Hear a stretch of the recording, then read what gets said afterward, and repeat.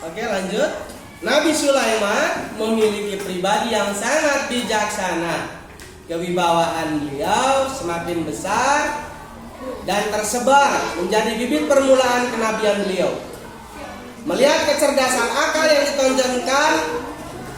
ditonjolkan yaitu Nabi Daud, ayahnya menaruh kepercayaan dengan mempersiapkan menjadi pengganti raja di kerajaan Bani Israel. Halo. Setelah Nabi Daud wafat, Nabi Sulaiman mendapat kuasa penuh untuk kerajaan Bani Israel dengan kebijaksanaan yang dianugerahi oleh Allah Subhanahu wa taala. Beliau membangun Baitul Maqdis. Nabi Sulaiman pun menuju ke Yaman. Setelah tiba di sana, Nabi Sulaiman menyuruh burung hudhud, sejenis burung pelatuk ya, untuk kemana? Mencari sumber air.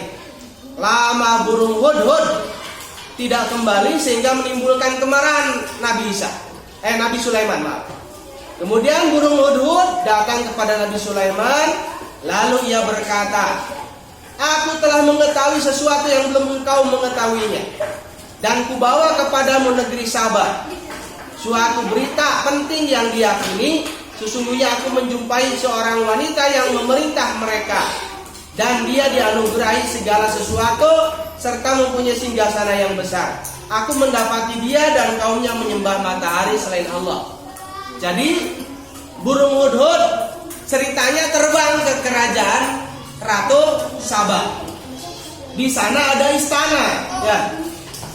Ada istana dan mendapati Ratu Sabah mempunyai singgasana yang sangat besar. Tolong didengarkan dulu.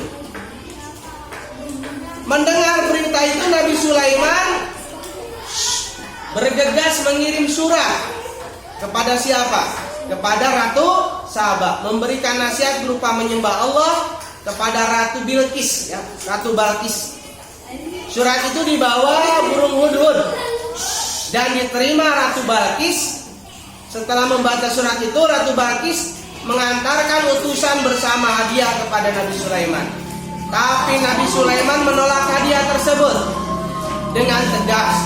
Utusan itu kembali ke negeri Sabah dan menceritakan pengalaman yang dialami oleh Ratu Balqis di Yaman, sehingga ia bertemu sendiri dengan Nabi Sulaiman. Keinginan Ratu Balqis untuk datang itu diketahui oleh Raja Sulaiman.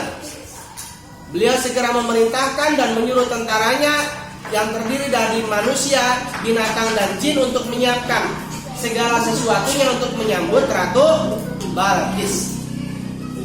Nah, ketika Ratu Balqis tiba, ia ditanya oleh Raja Nabi Sulaiman, ya. Kemudian menunjukkan singgasana yang telah diambil oleh para jin. Ratu Balqis, betul tidak? Ini singgasana engkau. Ternyata Ratu Balqis pun menjawab, ya, itu kayaknya singgasana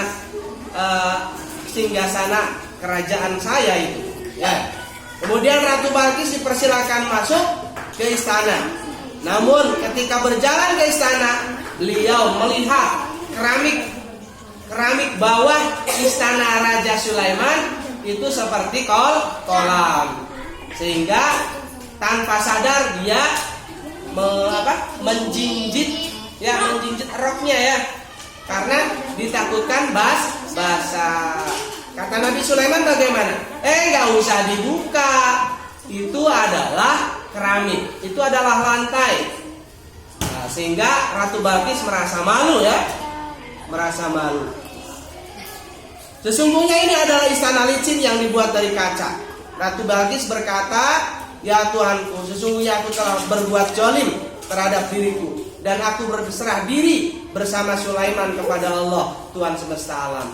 Nah, semenjak itu Ratu Balqis beriman kepada Nabi Sulaiman dan Allah Subhanahu wa taala, kemudian diperistrilah, ya, Ratu Balqis menjadi permaisuri Raja Sulaiman, sehingga dua kerajaan Nabi Sulaiman dan Ratu Balqis menjadi bersatu. Paham adik-adik? Oh, jadi hebat tidak Nabi Sulaiman? Hebat, ya, bisa menundukkan manusia, bisa menundukkan hewan, bisa menundukkan jin, bisa memahami bahasa jin, bahasa hewan, semua hewan ya. Ayam bisa menundukkan angin, bisa menundukkan apa lagi? Segalanya bisa. Bahkan sempat Nabi Sulaiman meminta kepada Allah Subhanahu wa taala, "Ya Tuhanku, aku ingin bersyukur kepadamu. Ingin rasanya aku memberikan makan seluruh makhluk ciptaanmu." Kemudian Raja Sulaiman membuat masakan, kualinya besar. Sadesa gelok mulia ya kualinya. Dimasakkanlah, kemudian dibawa ke laut masakannya. Allah Subhanahu wa taala mengutus ikan yang sangat besar sekali untuk hadir di pantai tersebut.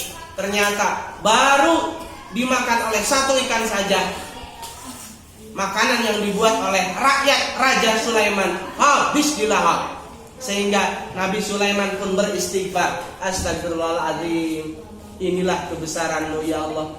Aku mohon maaf, aku telah sombong untuk meminta memberikan makan kepada seluruh makhluk-Mu. Hanya dengan satu ekor ikan saja, apa yang kami persembahkan untuk-Mu ternyata habis semua."